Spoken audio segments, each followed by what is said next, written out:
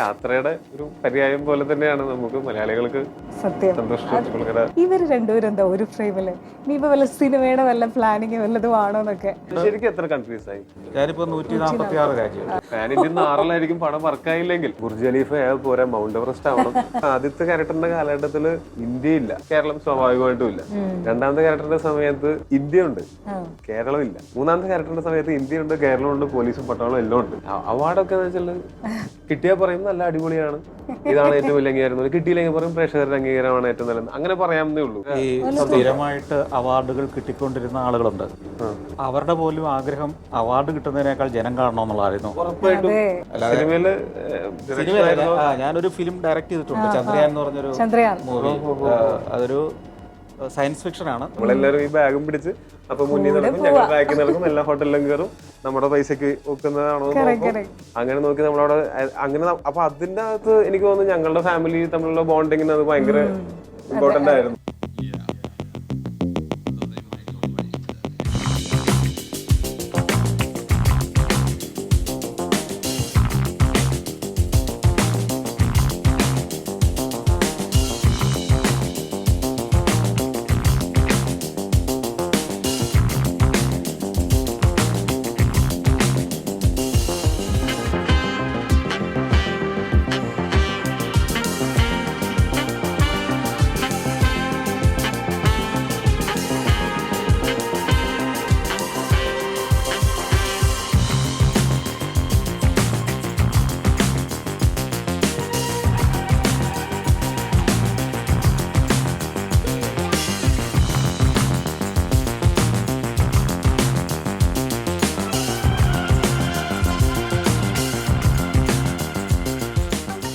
സിനിമയുടെ തിരക്കിൽ ടോവിനോ തോമസ്, യാത്രയുടെ തിരക്കിൽ നമ്മുടെ സ്വന്തം സന്തോഷ് ജോർജ് കുളങ്ങര സർ.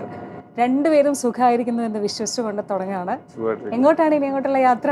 ഇനി വീണ്ടും ഞാൻ ചിലപ്പോൾ ആഫ്രിക്കയിലേക്കായിരിക്കും. 2-3 മാസം മുമ്പ് ആഫ്രിക്കയിലായിരുന്നു. യാത്ര. സാധാരണ നമ്മൾ ഗൾഫുകാരെയൊക്കെ കാണുമ്പോൾ ചോദിക്കുന്ന ചോദ്യം ഇനി എന്നാ തിരിച്ചു പോകുന്നത് എന്ന്. അതുപോലെയാണ് സാറിനെ കാണുമ്പോൾ എപ്പോഴും നമുക്ക് ചോദിക്കാൻ തോന്നുന്ന ഒരു ക്വസ്റ്റൻ ആണ്, സാർ ഇനി അടുത്ത് എങ്ങോട്ടാണത്? മിക്കവരും ഇതന്നെ ആയിരിക്കില്ല സാർ ആദ്യം ചോദിക്കുന്ന ചോദ്യം? ഇല്ല, ഞാൻ ബഹുഭൂരിപക്ഷ സമയവും കേരളത്തിൽ തന്നെയാണെന്ന്. എപ്പോഴും അല്ല, നമുക്ക് പക്ഷെ അങ്ങനെ ഒരു വിശ്വാസമില്ല. ടോയ്ക്ക് അങ്ങനെ തോന്നിയിട്ടുണ്ട് സാർ? എപ്പോഴും സഞ്ചരിച്ചു കൊണ്ടിരിക്കുന്ന ഒരു സഞ്ചാരിയായിട്ട് തോന്നിയിട്ടില്ല? നമ്മൾ കൂടുതലും കാണുന്നത് സഞ്ചാരവും സഫാരി ടിവിയിലെ ഇന്റർവ്യൂസും ഒക്കെ ആവുന്നവരുണ്ട്. അതല്ലാതെ ഇന്റർവ്യൂസും നാട്ടിലത്തെ ഫംഗ്ഷൻസിലൊക്കെ പ്രസൻസ് കാണുമ്പോൾ അറിയാം നാട്ടിലുണ്ടെന്ന്. പക്ഷെ നമുക്ക് യാത്രയുടെ ഒരു പര്യായം പോലെ തന്നെയാണ് നമുക്ക് മലയാളികൾക്ക് സന്തോഷം. അദ്ദേഹം തന്നെയാണ്. അല്ല, പലപ്പോഴും നമ്മുടെ പ്രിയപ്പെട്ട പ്രേക്ഷകർ വിചാരിക്കുന്നുണ്ടാവും ഇവർ രണ്ടുപേരും എന്താ ഒരു ഫ്രെയിമില് ഇനിയിപ്പോ വല്ല സിനിമയുടെ വല്ല പ്ലാനിങ് വല്ലതും ആണോ എന്നൊക്കെ. സാറിന് താല്പര്യമുണ്ടോ സിനിമയിലൊക്കെ?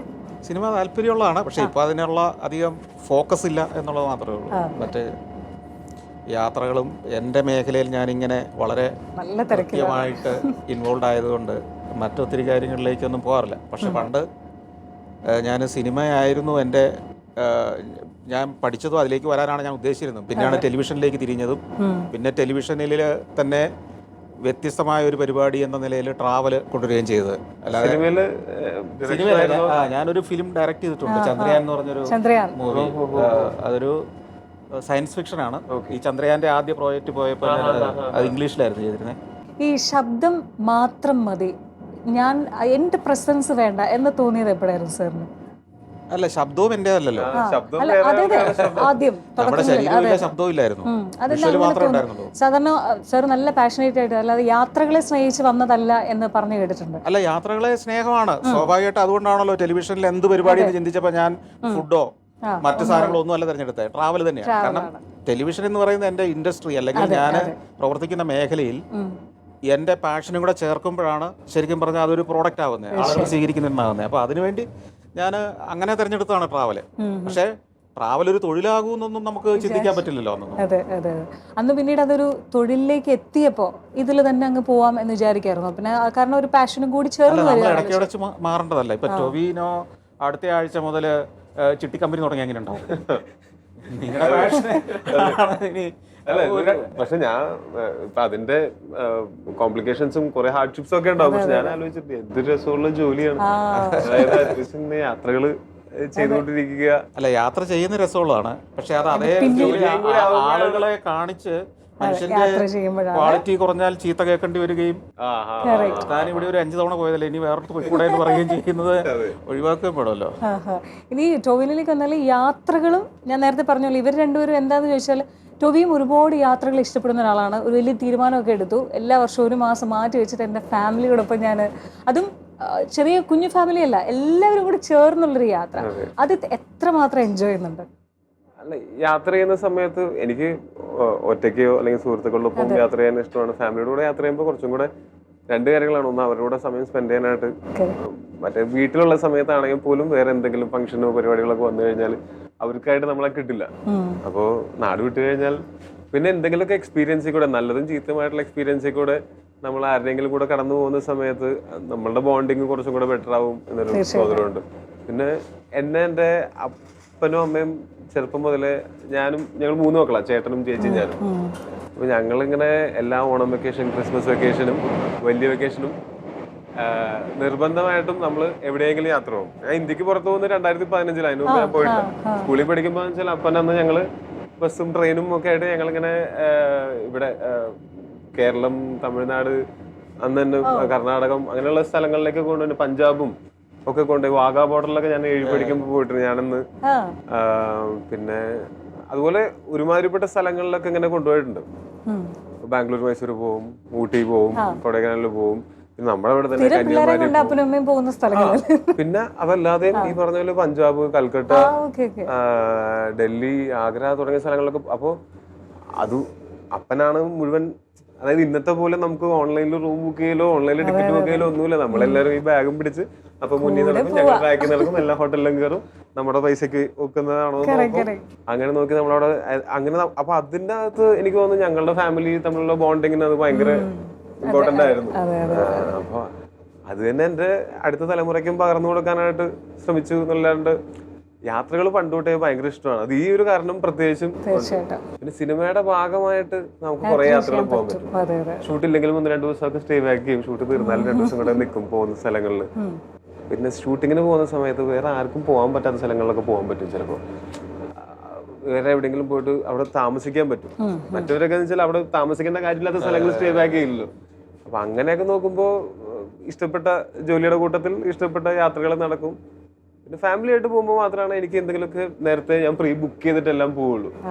ഒറ്റയ്ക്ക് കൂട്ടുകാരോടെ ആണെങ്കിൽ അപ്പ് ആൻഡ് ഡൗൺ ടിക്കറ്റ് മാത്രമേ ഉള്ളൂ, ബാക്കിയുള്ള കാര്യങ്ങളെല്ലാം അവിടെ ചെന്നിട്ട്. ഇനി ഒരു ടാസ്ക് ഞാൻ ടോവിക്ക് തരാം. സാർ അതായത് ഇത്രയും മാത്രം രാജ്യങ്ങളിൽ സഞ്ചരിച്ചൊരു വ്യക്തി നമ്മുടെ മുമ്പിൽ ഇരിപ്പുണ്ട്. ടോവിക്ക് ഇനി പോകാൻ ഏറ്റവും ഇഷ്ടമുള്ള ഒരു ഡെസ്റ്റിനേഷൻ പറഞ്ഞാൽ അവിടുത്തെ പ്രത്യേകത സാർ പറഞ്ഞുതരും. അയ്യോ, എനിക്ക് ഒരുമാതിരിപ്പെട്ടതൊക്കെ അറിയാം. ഞാൻ ഒരുമാതിരി എല്ലാ വോള്യൂംസും കണ്ടിട്ടുണ്ട്, സഞ്ചാരത്തിന്റെയും അതല്ലാതെയും സഞ്ചാരിയുടെ. ഞാൻ ഈ പറഞ്ഞ പോലെ എല്ലാ സ്ഥലത്തും പോയിട്ടുള്ള ആളൊന്നുമല്ല. ഇഷ്ടംപോലെ രാജ്യങ്ങൾ ഇനിയുണ്ട്. ശരിക്കും എത്ര കൺട്രീസ് ആയി? ഞാനിപ്പോ 146 രാജ്യം.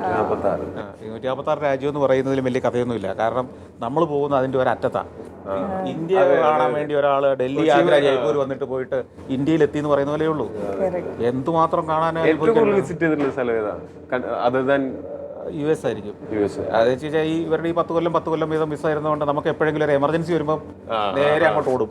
ഒരു ഗ്യാപ്പ് വരുമ്പോൾ അല്ലെങ്കിൽ നമുക്ക് വേറൊരു സ്ഥലത്തെ ട്രാവൽ ശരിയായില്ല, അല്ലെ വിസ റെഡി ആയില്ല, അങ്ങനെ വരുമ്പോൾ എന്നാ പിന്നെ US പോകാം, അവിടെയാണെങ്കിൽ വേറെ എന്തെങ്കിലുമൊക്കെ കിട്ടും.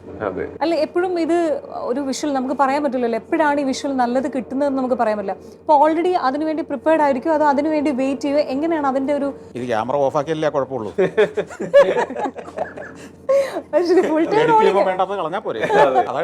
ഫുൾ ഡേ ഈ യാത്രകൾ ഇത് ഇങ്ങനെ വ്ളോഗിംഗ് ആയിട്ടോ അല്ലെങ്കിൽ ഇങ്ങനെ ഒന്നും അല്ലെങ്കിലും എനിക്ക് ഇങ്ങനെ കാണുന്ന എന്തെങ്കിലും ഡോക്യുമെന്റ് ചെയ്ത് വെക്കാൻ ഇഷ്ടമാണ്.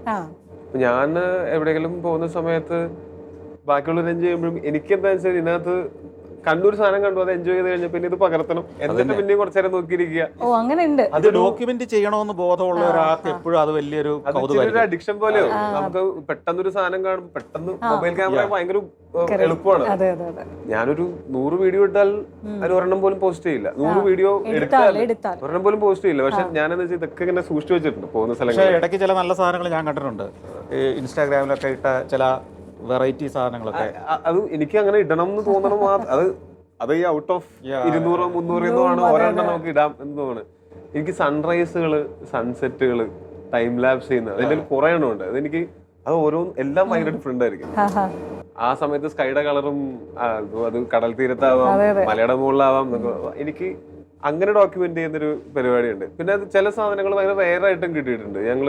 ഞാനും എൻ്റെ ചേട്ടനും എൻ്റെ കസിനും ഫ്രണ്ടും കൂടെ പോയി താമസിച്ചിട്ട് അപ്പുറത്ത് ഭയങ്കര ബ്യൂട്ടിഫുൾ സൺസെറ്റ്, ചെറിയ മഴയുണ്ട്, ഇപ്പുറത്ത് ഒരു മഴവില്ല്, അതിന്റെ പുറത്തുകൂടെ ഒരു ഭയങ്കര ഡിം ആയിട്ടുള്ളൊരു വൺ മോർ മഴവില്ല്. ഇത് ഞാനിങ്ങനെ രണ്ടും പാരലി എടുത്ത് വെച്ചിട്ടുണ്ട്.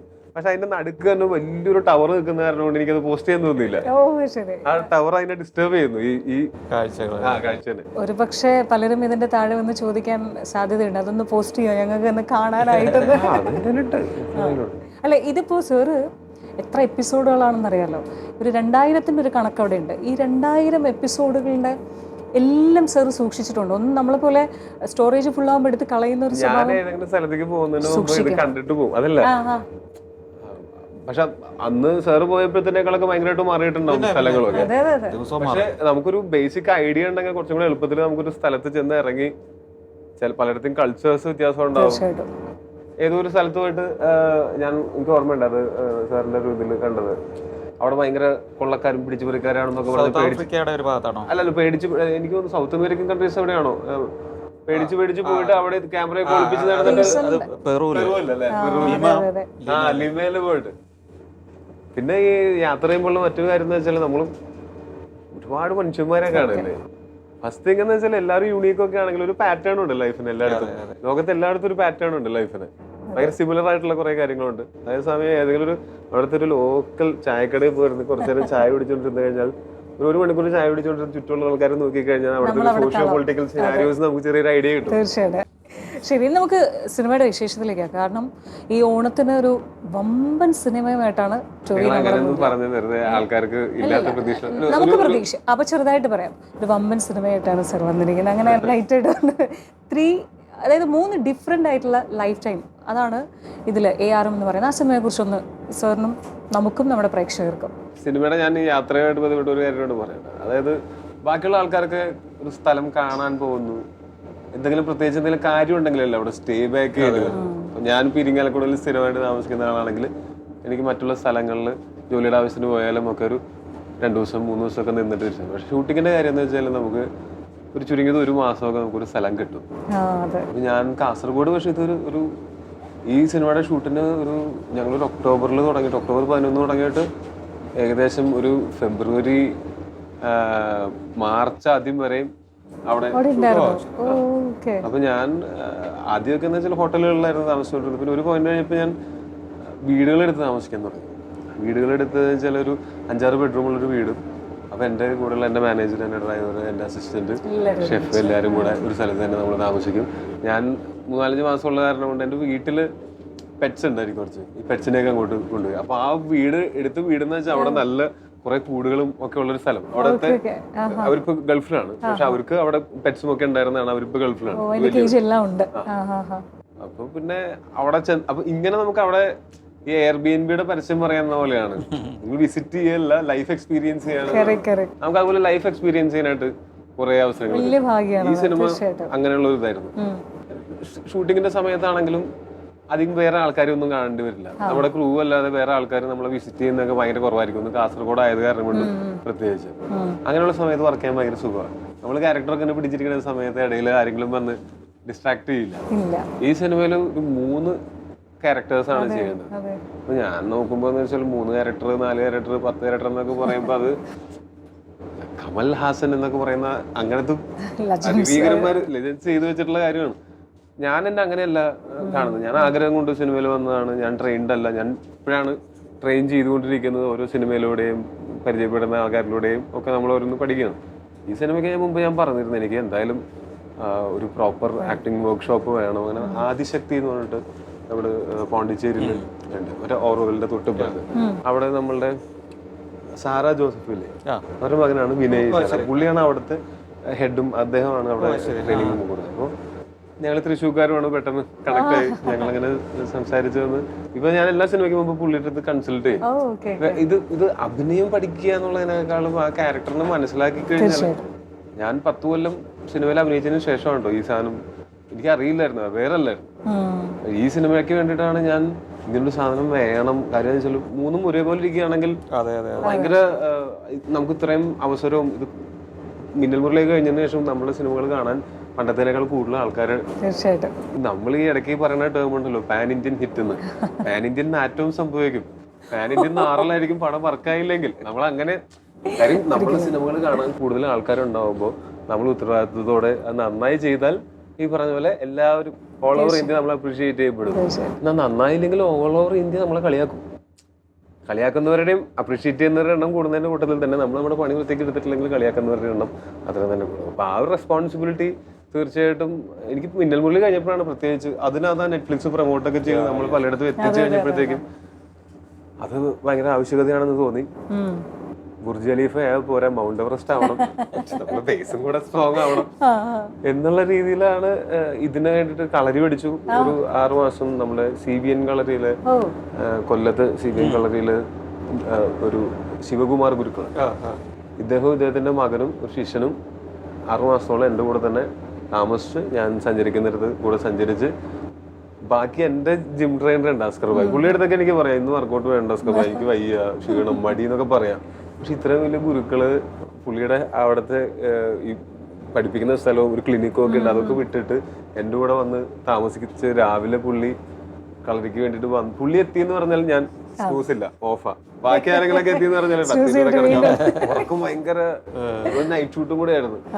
നൈറ്റ് ഷൂട്ട് കഴിഞ്ഞിട്ടാണെങ്കിലും രാവിലെ പുള്ളി വന്നു കഴിഞ്ഞാൽ അല്ലെങ്കിൽ ഞാൻ ഉറങ്ങി എഴുന്നേക്കുന്ന സമയം നോക്കിയിട്ട് പുള്ളി എത്തിക്കഴിഞ്ഞാൽ ഞാൻ ഒരു മടിയും കൂടാതെ ചാടി എഴുന്നേറ്റ് പോയി കളരിയും ഒക്കെ ചെയ്യും. ആ കളരി ചെയ്തത് ഈ സിനിമയിലെ ഈ ക്യാരക്ടറിന് മാത്രമല്ല, ഞാൻ പറഞ്ഞു ലൈഫ് സ്കില്ല് പഠിച്ച പോലെയാണ് എനിക്ക് ഫീൽ ചെയ്യണത്. നമ്മൾ ഉപയോഗിക്കാത്ത പല മസിലുകളും ഉപയോഗിച്ച് നമ്മുടെ നിപ്പിലും നടത്തത്തിലും അഭിനയത്തിൽ ഞാൻ പറഞ്ഞത് ശരീരത്തിന്റെ മാത്രമല്ല മെന്റൽ കൺട്രോൾ, ഒരു ഡിസിപ്ലിൻ ആണല്ലോ നമ്മൾ പ്രാക്ടീസ് ചെയ്യുന്നത്. ആ അഭിനയത്തിലും ഹെൽപ്പ് ചെയ്തിട്ടുണ്ട് അവിടെ നിന്ന് അങ്ങോട്ട് എന്നാണ് എനിക്ക് തോന്നുന്നത്. ഈ സിനിമയുടെ കാര്യത്തിൽ എനിക്ക് ഒന്ന് 18ാം നൂറ്റാണ്ടിന്റെ അവസാനത്തിലൊക്കെ ഉള്ള ഒരു വാരിയർ കം സോഷ്യൽ റിഫോമർ അങ്ങനത്തെ, രണ്ടാമത്തെ ആള് 1950s ഒരു കള്ളൻ, ഒരു റിബൽ, മൂന്നാമത്തെ ആളെന്ന് വെച്ചാൽ 1990s ഒരു PSC ഒക്കെ കഴിഞ്ഞ് പിള്ളേർക്ക് ട്യൂഷനൊക്കെ എടുത്ത് ജോലിയൊക്കെ വെയിറ്റ് ചെയ്ത് വെക്കുന്നവരാണ്. ഈ 3 കാലഘട്ടത്തിന്റെ വ്യത്യാസം എന്ന് വെച്ചാൽ ആദ്യത്തെ ക്യാരക്ടറിന്റെ കാലഘട്ടത്തില് ഇന്ത്യയില്ല, കേരളം സ്വാഭാവികമായിട്ടും ഇല്ല. രണ്ടാമത്തെ ക്യാരക്ടറിന്റെ സമയത്ത് ഇന്ത്യ ഉണ്ട്, കേരളം ഇല്ല. മൂന്നാമത്തെ ക്യാരക്ടറിന്റെ സമയത്ത് ഇന്ത്യ ഉണ്ട്, കേരളം ഉണ്ട്, പോലീസും പട്ടാളവും എല്ലാം ഉണ്ട്. ഒരാൾ തന്നെ ഈ 3 കാലഘട്ടത്തിൽ ജീവിച്ചാൽ തന്നെ എൻ്റെ ഡിഫറെന്റ് ആയിരിക്കും പുള്ളിയുടെ പെരുമാറ്റം. അപ്പൊ ഈ 3 ക്യാരക്ടേഴ്സിന് അങ്ങനെയാണ് നമ്മളിങ്ങനെ അതിനൊക്കെ ഈ പറഞ്ഞ പോലെ ഞങ്ങള് ഒരു 2017 എൻ്റെ അടുത്ത് കഥ പറഞ്ഞതാ. എന്നിട്ട് 2020 അനൗൺസും ചെയ്തു. പക്ഷെ ഡേറ്റും പിന്നെ ഇച്ചിരി ബഡ്ജറ്റ് കൂടുതലുള്ള സിനിമയാണ്. പിന്നെ എനിക്കും ഈ പറഞ്ഞ ക്യാരക്ടർ എന്നൊക്കെ പറയുന്ന ടെൻഷനും പ്രിപ്പറേഷനും സമയം വേണം. ചെയ്തുകൊണ്ടിരിക്കുന്ന സിനിമകളിൽ നിന്ന് ബ്രേക്ക് എടുത്ത് ഒരു 10 ദിവസമെങ്കിലും എനിക്ക് ബ്രേക്ക് എടുത്ത് ഇവനോട് ഇരുന്നിട്ട് വേണം എന്നൊക്കെ പറഞ്ഞിട്ട് അങ്ങനെ തള്ളി പോവാം. പിന്നെ എല്ലാ ക്രിസ്മസിനും ഈസ്റ്ററിനും വിഷുവിനും ബക്രീദിനും ഓണത്തിനും ഒക്കെ പോസ്റ്റർ ഉണ്ടാക്കുവാൻ എനിക്ക് അയച്ചു തരും. ഞാനിതെല്ലാം പോസ്റ്റ് ചെയ്യും. ലാസ്റ്റ് ആയപ്പോഴത്തേക്ക് എനിക്ക് എങ്ങനെയും എന്റെ പടത്തിൽ പോയി കാര്യം അവൻ എൻ്റെ അടുത്ത് ഒരിക്കലും പെട്ടെന്ന് പടം ചെയ്യണമെന്നുകൊണ്ട് എന്നെ പ്രഷർ ചെയ്തിട്ടില്ല. പക്ഷെ അവന്റെ ടാക്ടിക്സ് ഇതായിരുന്നു. ഈ പോസ്റ്റർ കണ്ട് ജിതിൻ ലാൽ ഡയറക്ടർ അവനൊരു 2016 മുതൽ ഈ കഥയിൽ വർക്ക് ചെയ്യുന്നതാണ്. 2017 എൻ്റെ അടുത്ത് പറഞ്ഞാണ്. 2022 ഷൂട്ട് തുടങ്ങുന്നത്. അപ്പൊ അതിന്റെ ഇടയ്ക്ക് ഞാൻ പറഞ്ഞു എന്റെ ഫ്രണ്ടുമാണ് ഞങ്ങൾ, ഇവൻ എന്നതിന്റെ മൊയ്തിൽ അസിസ്റ്റന്റ് ഡയറക്ടർ വന്നു മുതലേ എനിക്ക് പരിചയമുള്ള. ഞാൻ അവരുടെ അടുത്ത് പറയാം എനിക്ക് ഭയങ്കര പ്രഷർ, നീ ഒരു പടം ചെയ്യും ഇടയ്ക്ക്, എനിക്ക് വേണ്ടി വെയിറ്റ് ചെയ്യില്ല, നീ വേറൊരു പടം ചെയ്യും, എന്നിട്ട് നമുക്കിത് ചെയ്യാം എന്ന് പറഞ്ഞപ്പോൾ അവർ നിന്റെ കാര്യം ചെയ്യുന്നത്.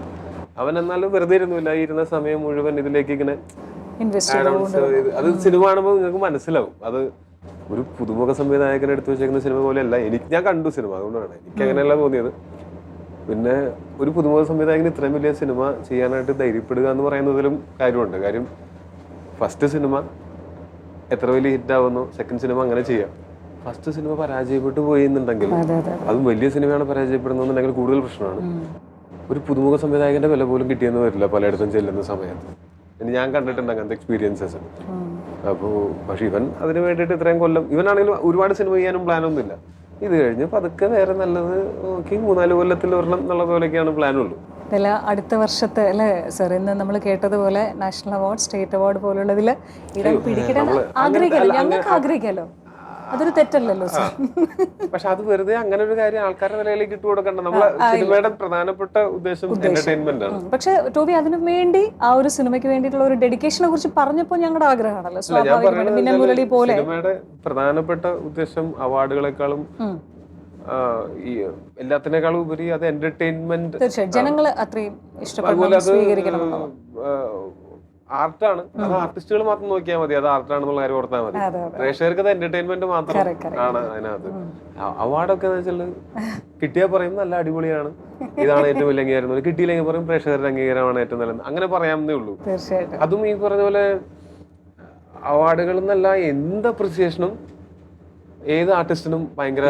സ്ഥിരമായിട്ട് അവാർഡുകൾ കിട്ടിക്കൊണ്ടിരുന്ന ആളുകളുണ്ട്, അവരുടെ പോലും ആഗ്രഹം അവാർഡ് കിട്ടുന്നതിനേക്കാൾ ജനം കാണണമെന്നുള്ളതായിരുന്നു. ഉറപ്പായിട്ടും അല്ലാതെ അവാർഡിന് വേണ്ടി ഉണ്ടാക്കുന്ന സിനിമ പോലും ഉണ്ടാക്കുന്നവരുടെ ആഗ്രഹം ഇത് പരമാവധി ജനം കാണണമെന്നുള്ളതാണ്. പല സിനിമകളുടെയും ഇതുപോലെ അവാർഡിന്റെ പേരുകൾ വരുമ്പോൾ ഇത് നമ്മൾ കണ്ടിട്ടില്ലല്ലോ എന്ന് പറയുന്നതിൽ അവാർഡ് കിട്ടിയതിനേക്കാൾ ആർട്ടിസ്റ്റുകൾക്ക് സങ്കടമാണ്. കാണാതിരിക്കുന്ന സിനിമകളുണ്ട്. അതെ അതെ അതെ. ക്ലാസ് ആയി പോയി കേട്ടിട്ടുണ്ട്.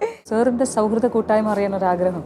എനിക്ക് സൗഹൃദങ്ങൾ, ഞാൻ പ്രവർത്തിക്കുന്ന ഒരു ചെറിയ സ്ഥലത്താണ്, മരങ്ങാട്ടുള്ളി എന്ന് പറഞ്ഞൊരു ഗ്രാമത്തിലാണ് എൻ്റെ സ്റ്റുഡിയോ, ബ്രോഡ്കാസ്റ്റ് ചെയ്യുന്ന സംവിധാനങ്ങൾ, എൻ്റെ സ്ഥാപനം എല്ലാം. അപ്പോൾ അതുകൊണ്ട് വൈകുന്നേരം കവലയിലേക്ക് ഇറങ്ങി സൗഹൃദം കൂടാനുള്ളൊരു സാഹചര്യം നിൽക്കുക. ഞാൻ പറഞ്ഞല്ലോ എൻ്റെ ജോലിയുടെ പ്രധാന പീക്ക് ടൈമാണ്. എൻ്റെ വളരെ ചുരുക്കം ചില സുഹൃത്തുക്കളേ ഉള്ളൂ, വളരെ. അത് ഞങ്ങളിങ്ങനെ മാസത്തിലൊന്നോ മറ്റോ കണ്ടുമുട്ടുന്ന ചില സുഹൃത്തുക്കൾ, അത്രേ ഉള്ളൂ. അതല്ലാതെ ഒരു വലിയ സൗഹൃദ വലയം എനിക്കില്ല, അത് യാഥാർത്ഥ്യമാണ്. നേരെ തിരിച്ച് നല്ല കാര്യമായിട്ടാണോ തോന്നുന്നത്? ഞാൻ പറഞ്ഞ ഓരോരുത്തർക്കും അല്ല, സൗഹൃദങ്ങൾ നല്ലതായിട്ടാണ് എനിക്ക് തോന്നുന്നത്. പക്ഷെ എനിക്ക് ഒന്നാമത്തെ കാര്യം, ഞാൻ ഈ ആളുകളെ ഇങ്ങനെ കുത്തിയിരുന്നിട്ട് ഇങ്ങനെ വിളിച്ചിട്ട് ഇന്നെന്താ അങ്ങനെ ചോദിക്കുന്ന ഒരാളല്ല. അതുകൊണ്ട് തന്നെ ഞാൻ എല്ലാ ദിവസവും നോക്കുന്നത്, ഈ പറഞ്ഞല്ലോ ഞാനൊരു 23-24 വയസ്സിൽ ഈ യാത്രകൾ തുടങ്ങിയതാണ്. അന്ന് മുതൽ നമ്മൾ ഇതിലേക്കാണ് നമ്മുടെ പാഷന്. ആ ചാനൽ തുടങ്ങുന്നതിനുള്ള ഒരുക്കത്തിന് കുറേ കാലങ്ങൾ വേണ്ടി വന്നു. ചാനൽ തുടങ്ങിക്കഴിഞ്ഞപ്പോൾ ഈ പറഞ്ഞ പോലെ തന്നെ മറ്റെല്ലാവരും ചാനൽ തുടങ്ങിയതുപോലെ കോടിക്കണക്കിന് രൂപയും പമ്പ് ചെയ്തിട്ടല്ല. അപ്പോൾ ഞാൻ ചിന്തിച്ചത്, സഞ്ചാരം എനിക്ക് തനിച്ച് പോയി ചെയ്യാൻ പറ്റുമെങ്കിൽ ഒരു 8 സഞ്ചാരം ഉണ്ടെങ്കിൽ ഒരു ചാനലായി. മനസ്സിലായില്ല? അപ്പം ഞാൻ 8 ഇരട്ടി ജോലി ചെയ്താൽ മതി. ഇപ്പോൾ എനിക്ക് ആഴ്ചയിൽ ഒരു സഞ്ചാരം ഉണ്ടാക്കിയാൽ മതി, എല്ലാ ദിവസവും സഞ്ചാരം ഉണ്ടാവണം. അതുപോലെ ഒരു 8 പരിപാടിയും കൂടെ ഉണ്ടെങ്കിൽ എനിക്കൊരു ചാനൽ കൊണ്ടുപോകാം. ഇതായിരുന്നു എൻ്റെ സിമ്പിൾ ലോജിക്ക്. അപ്പം അങ്ങനെ ചെയ്യാൻ ഞാനും ഒരു ടെലിവിഷൻ ചാനലും ജോലി ചെയ്തിട്ടില്ലാത്ത, ഇത് ഇങ്ങനെ യാത്രയും ട്രാവലും അല്ലെങ്കിൽ വീഡിയോ മേക്കിങ്ങും പാഷനായിട്ടുള്ള കുറേ പിള്ളേരെ, വെറുതെ വീഡിയോ എഡിറ്റിങ്ങും കല്യാണ വീഡിയോഗ്രാഫിയും ചെയ്തുകൊണ്ടിരുന്ന കുറേ പിള്ളേരെ ഞാൻ വിളിച്ചു വരുത്തി, അവരെ ഒരു വർഷം എൻ്റെ കൂടെ താമസിപ്പിച്ച് ഈ 8 പരിപാടി അല്ലെ 10 പരിപാടി ഞങ്ങൾ അവിടെ ഇരുന്ന് റിഹേഴ്സൽ ചെയ്ത് ഞാൻ തന്നെ ലീഡർഷിപ്പ് കൊടുത്ത് ചെയ്ത് ആദ്യത്തെ 2-3 പരിപാടി ഞാൻ തന്നെ കൂടെ ഇരുത്തി ചെയ്ത് കൊടുത്ത് പിന്നത്തെ അവർ ചെയ്യുന്ന മട്ടിലെ അങ്ങനെ ഉണ്ടായതാണ് സഫാരി. അപ്പോൾ ഇതിനൊക്കെ ഇടയ്ക്ക് എപ്പോഴാണ് നമ്മൾ വേറെ ഇതുമായിട്ട് ഒരു ബന്ധമില്ലാത്ത ആൾക്കാരുമായിട്ട് സൗഹൃദത്തിന് പോവുക? നമ്മുടെ സൗഹൃദം മുഴുവൻ ഈ പിള്ളേരുമായിട്ടോ അല്ലെങ്കിൽ ഇവരുമായിട്ട്, ഈ ചെയ്യുന്നവരുമായിട്ട് നമ്മൾ ചർച്ച ചെയ്യുന്നത് മുഴുവൻ നമുക്ക് ഈ പരിപാടി ഇങ്ങനെയാക്കിയാലോ അങ്ങനെയാക്കിയാന്നുള്ളതാണ്. അപ്പോൾ ആ സർക്കിളിലുള്ള സൗഹൃദം അല്ലാതെ വേറെ വേറൊരു ലെവലിലുള്ള ഒരു ബിസിനസ്സുകാരനുമായിട്ടോ വേറൊരു ചാനലിൻ്റെ മുതലാളിയായിട്ടോ ഒന്നും എനിക്ക് അങ്ങനെ ഒരു ബന്ധങ്ങളില്ല. പിന്നെ എല്ലാവരുമായിട്ട് ഈ പറഞ്ഞില്ലേ, നമ്മൾ സുഹൃത്തുക്കളാണ്. ആവശ്യങ്ങൾക്കോ അത്യാവശ്യങ്ങൾക്കോ ഒക്കെ ബന്ധപ്പെടുകയും ഗ്രീറ്റിങ്സ് ഒക്കെ അയച്ചു കൊടുക്കുകയൊക്കെ ചെയ്യുന്നുള്ളതല്ലാതെ ഈ പറഞ്ഞൊരു വലിയൊരു സർക്കിൾ ഓഫ് ഫ്രണ്ട്സ് എന്നൊക്കെ പറയുന്നതൊന്നും എനിക്കില്ല. പക്ഷെ ആ ഒരു കാര്യത്തിൽ നേരെ തിരിച്ചല്ലേ ടോബി? ഞാൻ ഭയങ്കര ഡിപ്പെൻഡന്റ് ആണ്. ഭയങ്കര ഡിപ്പെൻഡന്റ് എന്ന് വെച്ചാൽ അത് ഞാൻ അതിന് വേണ്ടിയിട്ട് എഫേർട്ട് എടുക്കേണ്ട പോലും ആവശ്യമില്ല. ഞാൻ എൻ്റെ ഏറ്റവും അടുത്ത സുഹൃത്തുക്കൾ എൻ്റെ കൂടെ സ്കൂളിൽ പഠിച്ചവർ തന്നെയാണ്. LKG മുതൽ ഉണ്ടായിരുന്ന കുറച്ച് പേരുണ്ട്. അവരൊക്കെ തന്നെയാണ് ഇപ്പോഴും എൻ്റെ ഏറ്റവും അടുത്ത സുഹൃത്തുക്കൾ. പിന്നെ എൻ്റെ ചേട്ടൻ എൻ്റെ ഏറ്റവും അടുത്ത സുഹൃത്താണ്. പിന്നെ എൻ്റെ കസിൻസ് ഉണ്ട് ചിലർ. അങ്ങനത്തെ പിന്നെ എൻ്റെ അങ്ങനെ ചെറുപ്പം മുതൽ കൂടെ ഉണ്ടായിരുന്ന ആളാണോ റീസെന്റ് പരിചയപ്പെട്ട ആളാണോ എന്നുള്ളതിനേക്കാൾ ഉപരി നമ്മൾ ഇരുന്ന് സംസാരിക്കുന്ന സമയത്ത് നമുക്ക് എന്തെങ്കിലുമൊക്കെ കോമൺ ടോപ്പിക്സ് ഉണ്ടാവുകയും സംസാരിക്കാൻ പറ്റുകയും ചെയ്യാന്ന് പറയുന്ന. അപ്പോൾ ഞാൻ വാട്സപ്പിൽ ഞാൻ അത്യാവശ്യം ആക്റ്റീവാണ്. ഈ നമ്മുടെ ഫ്രണ്ട്സിന്റെ ഗ്രൂപ്പുകളിലൊക്കെ ഞാൻ ആക്റ്റീവാണ്. ഞാൻ ആക്റ്റീവ് അല്ലെങ്കിൽ 1-2 ദിവസത്തിനുള്ളിൽ ഒരു വിസിറ്റ് എനിക്ക് പ്രതീക്ഷിക്കാം. ഞാൻ ആക്റ്റീവ് ആയിട്ടില്ലെങ്കിൽ ഇവർ എന്നെ അന്വേഷിച്ച് വരും, ഓക്കെ അല്ലെന്ന് ചെക്ക് ചെയ്യാനായിട്ട് വരും. പിന്നെന്ന് വെച്ചാൽ ഷൂട്ട് കഴിഞ്ഞ് എൻ്റെ നേരത്തെ ഷൂട്ട് വരുന്ന ദിവസങ്ങളാണെങ്കിൽ ഒരു മെസ്സേജ് അയച്ചു കഴിഞ്ഞാൽ ചുറ്റുവട്ടത്ത് ആരാണോ അവൈലബിൾ അല്ല അവർ വന്ന് കുറച്ച് നേരം പുറത്താനൊക്കെ പറഞ്ഞത് കഥയൊക്കെ പറഞ്ഞിട്ട് ഞാൻ ഉറങ്ങാൻ സമയമാകുമ്പോഴത്തേക്ക് അവർ പോകും. അത് എനിക്ക് തോന്നുന്നു എനിക്ക് പലപ്പോഴും ഒരു തെറാപ്പി പോലെയാണ് തോന്നുന്നത്. നമ്മൾ വലിയ കാര്യങ്ങളോ ലോകകാര്യങ്ങളൊന്നും ആയിരിക്കില്ല സംസാരിക്കുന്നത്. ചെറിയ കാര്യങ്ങൾ അങ്ങോട്ടും ഇങ്ങോട്ടും കളിയാക്കും പരിപാടിയൊക്കെ പറഞ്ഞ്. പക്ഷെ ഉറങ്ങാൻ നേരം ആകുമ്പോഴത്തേക്കും കുറച്ച് നേരം സമാധാനമായിട്ട് ഇരുന്നതിൻ്റെ ഒരു സന്തോഷത്തിൽ പോയി കിടന്ന് ഉറങ്ങാം. അങ്ങനെ ഞാൻ അങ്ങനത്തെ കാര്യത്തിൽ സുഹൃത്തുക്കളായിട്ട് ഞാൻ ഒറ്റയ്ക്ക് യാത്ര അത്ര ഭയങ്കരമായിട്ട് ആസ്വദിക്കുന്ന ആളല്ല. എനിക്ക് ഒരാളുണ്ടായാൽ മതി, ആരാണെങ്കിലും കുഴപ്പമില്ല. ഒരാൾ എൻ്റെ സുഹൃത്തുക്കൾ ഇവരിൽ ആരെങ്കിലും, അല്ലെങ്കിൽ എൻ്റെ ചേട്ടനോ അല്ലെങ്കിൽ എൻ്റെ വൈഫോ അങ്ങനെ ആരെങ്കിലും ഒരാൾ കൂടെ ഉണ്ടെങ്കിൽ വേണമെങ്കിൽ ഞാൻ ആ യാത്ര ലീഡ് ചെയ്തോളാം. പക്ഷെ ഒരാള് സൈഡിലുണ്ടെങ്കിലാണ് എനിക്കൊരു ഒരു ധൈര്യം. എന്തെങ്കിലും കാണുമ്പോൾ ഒരു അഭിപ്രായം പറയാനോ അതിനൊക്കെ. ഒരുപക്ഷെ അത് പുറത്തുനിന്ന് പുതിയ സുഹൃത്തുക്കൾ ഉണ്ടാവുന്നതിനെ റെസ്ട്രിക്ട് ചെയ്യുമായിരിക്കും അതിനെ. എന്നാലും കുഴപ്പമില്ല, ഞാൻ ഈ ഒരാൾ എന്റെ കൂടെ ഉണ്ടെങ്കിൽ I'm okay with that. ഞാൻ അത് പറഞ്ഞു. ഞാൻ കുറച്ച് ആളുകളിൽ ഭയങ്കര ഡിപ്പെൻഡന്റ് ആണ്.